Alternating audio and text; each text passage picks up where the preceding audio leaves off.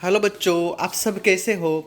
बच्चों, आज हम कक्षा 7 हिंदी व्याकरण पाठ का नाम है काल, पाठ नंबर 12। इस पाठ के बारे में पढ़ाई करेंगे। तो आइए बच्चों, अब हम पाठ की शुरुआत करते हैं। देखिए बच्चों, यहाँ पे उदाहरण दिया हुआ है कि वर्षा हो रही थी। यहाँ पे देखिए, वर्षा हो रही थी, वर्षा हो रही है, वर्षा होगी। तो यहाँ पे क्या होगा? यहाँ पे वर्तमान काल, भविष्य काल, भूतकाल, ऐसे यह काल के भेद होते हैं। यहाँ पे वर्षा हो रही थी, वर्षा हो रही है, वर्षा होगी। तो यहाँ पे भविष्य, भूतकाल, भविष्य काल, वर्तमान काल, ऐसे काल के भेद हैं। तो आज हम काल जो पाठ है उस पाठ के बारे में पढ़ाई करेंगे। देखिए बच्चों, ऊपर दिए वाक्यों को पढ़ने से क्रिया के होने के भिन्न भिन्न समय का पता चल रहा है। पहले वाक्य में हो रही थी। देखिए बच्चों, पहले वाक्य में क्या दिया हुआ है कि पहले वाक्य में हो रही थी और क्रिया ऊपर वर्षा के बीते समय में देने का संकेत दे रही थी। तो हो रही है, यहाँ पे देखिए, हो रही है से चल रहे समय में होने का संकेत दे रही है, तथा होगी वर्षा के आने वाले समय में होने का संकेत दे रही है। तो इसे ही काल कहते हैं। इसे क्या कहते हैं बच्चों? काल कहते हैं। तो देखिए बच्चों, काल का अर्थ है समय। समय गतिशील व परिवर्तनशील है। तो देखिए, अंततः वाक्यों में प्रयुक्त क्रियाओं के रूप भी बदलते हैं। यह क्रिया के होने के समय की जानकारी देते हैं। क्रिया के जिस रूप से उसके होने का समय का बोध होता है उसे क्या कहते हैं? काल कहते हैं। अभी देखिए बच्चों, काल के भेद।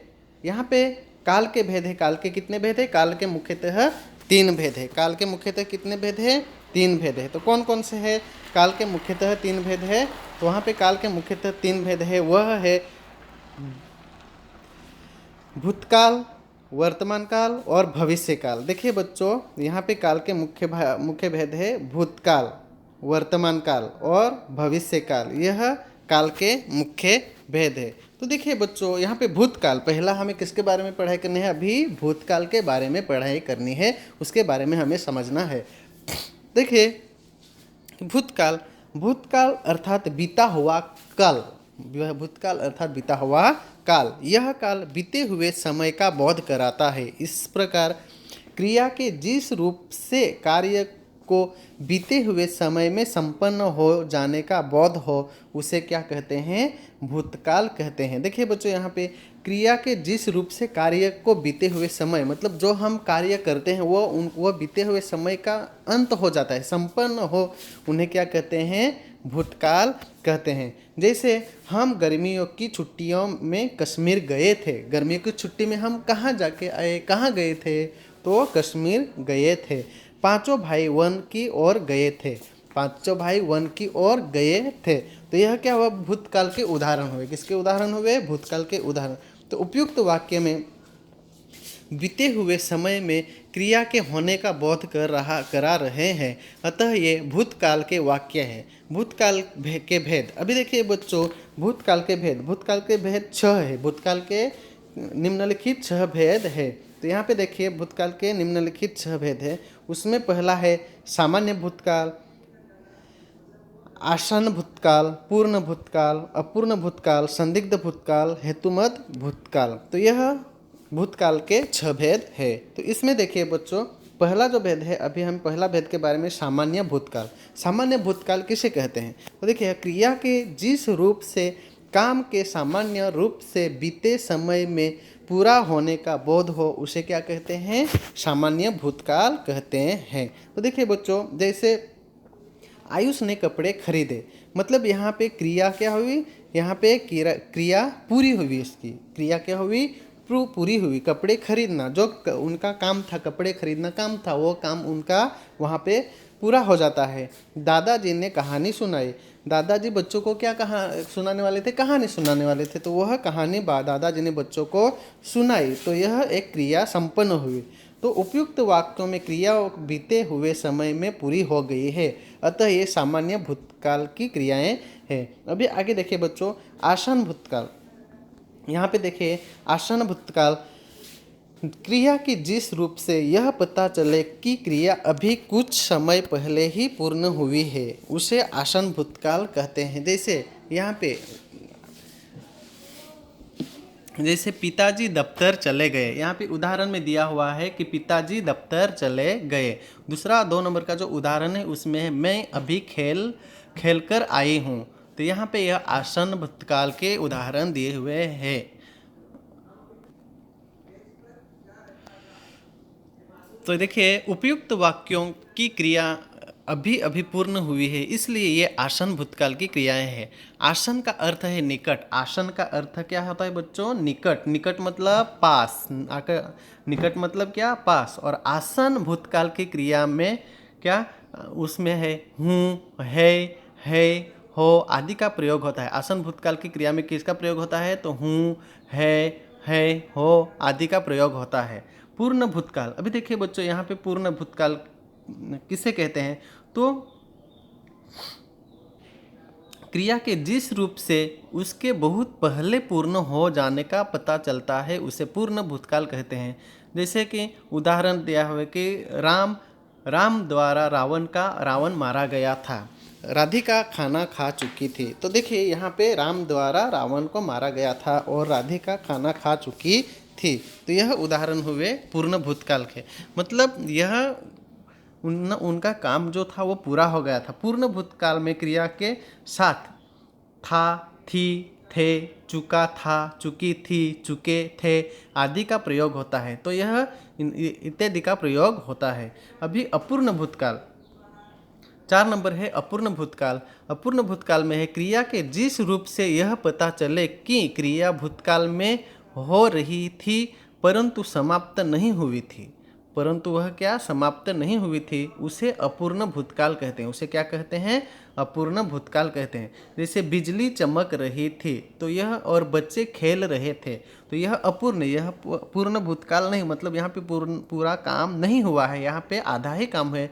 मतलब यहाँ पे यह बिजली चमक रही थी, यहाँ पे यह उदाहरण है, यह अपूर्ण भूतकाल में आता है। और बच्चे खेल रहे थे, यह भी अपूर्ण भूतकाल के उदाहरण है। तो उपयुक्त वाक्य में क्रियाओं से कार्य के अतीत में आरंभ होकर अभी पूरा न होने का पता चल रहा है, अतः ये अपूर्ण भूतकाल की क्रियाएं हैं। अभी 5 नंबर जो है संदिग्ध भूतकाल। संदिग्ध भूतकाल में जो है कि क्रिया के जिस रूप से उनके भूतकाल में पूरा होने में संदेह हो उसे संदिग्ध भूतकाल कहते हैं।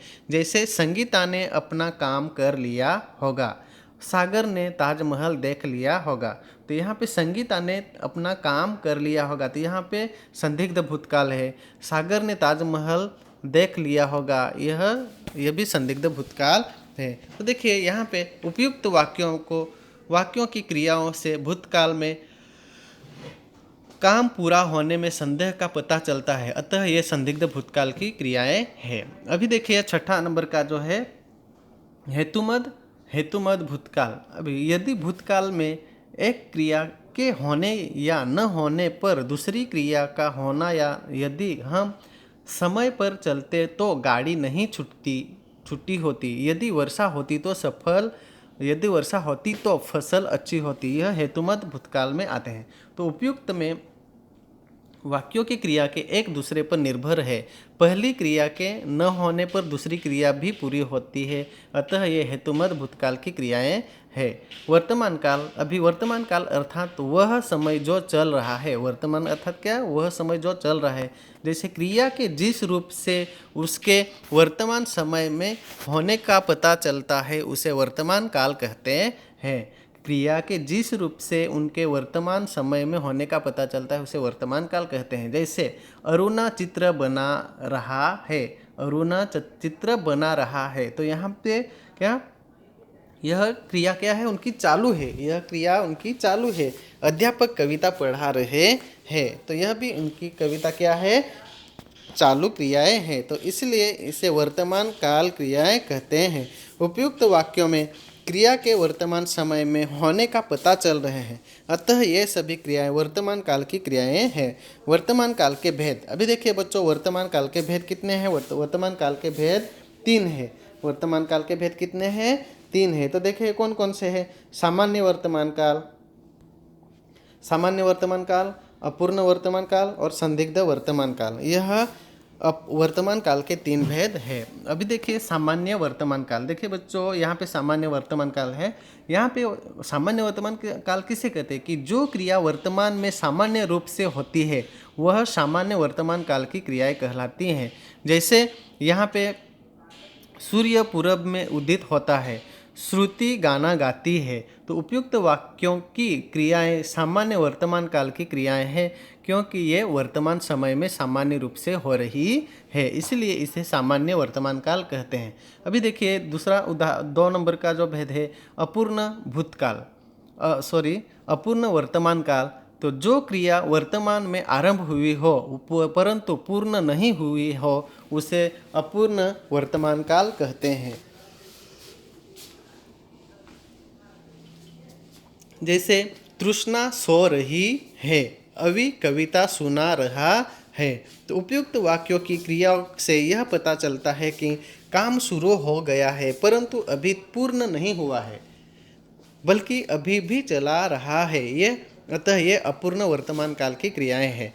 अभी यह अपूर्ण मतलब जो भी हमें काम दिया हुआ है वह हमारा काम आधा है, वह हमारा काम अभी तक पूरा नहीं हुआ है, उसे अपूर्ण वर्तमान काल कहते हैं। अभी संदिग्ध वर्तमान काल, कि जिस क्रिया के वर्तमान समय में पूर्ण होने में संदेह हो उसे संदिग्ध वर्तमान काल कहते हैं। तो देखिए यहाँ पे बच्चों कि उपयुक्त वाक्यों की क्रियाओं के होने में संदेह है, अतः ये संदिग्ध वर्तमान काल की क्रियाएं हैं। तो भविष्यत काल, अभी देखिए बच्चों, भविष्यत काल, भविष्य अर्थात आने वाला समय। भविष्य मतलब क्या? अर्थात आने वाला समय। जैसे अर्जुन चित्र बनाएगा, अर्जुन भविष्य में अर्जुन क्या चित्र बनाएगा, हम ताजमहल देखने जाएंगे। तो देखिए उपयुक्त वाक्यों की क्रियाओं से पता चलता है कि ये सब कार्य आने वाले समय में पूरे होंगे, अतः ये भविष्यत काल की क्रियाएं हैं। भविष्यत काल के भेद, भविष्यत काल के निम्नलिखित 2 भेद है। भविष्य काल के निम्नलिखित कितने भेद हैं? 2 भेद है। कौन कौन से हैं? तो सामान्य भविष्य काल और संभाव्य भविष्य काल। तो इसमें सामान्य भविष्य काल में है क्रिया के जिस रूप से उसके भविष्य में सामान्य ढंग से होने का पता चलता है उसे सामान्य भविष्य काल कहते हैं। जैसे चिड़िया फिर से चहकेगी, माँ कल जलेबी बनाएगी। तो यह क्या है? सामान्य भविष्य काल है।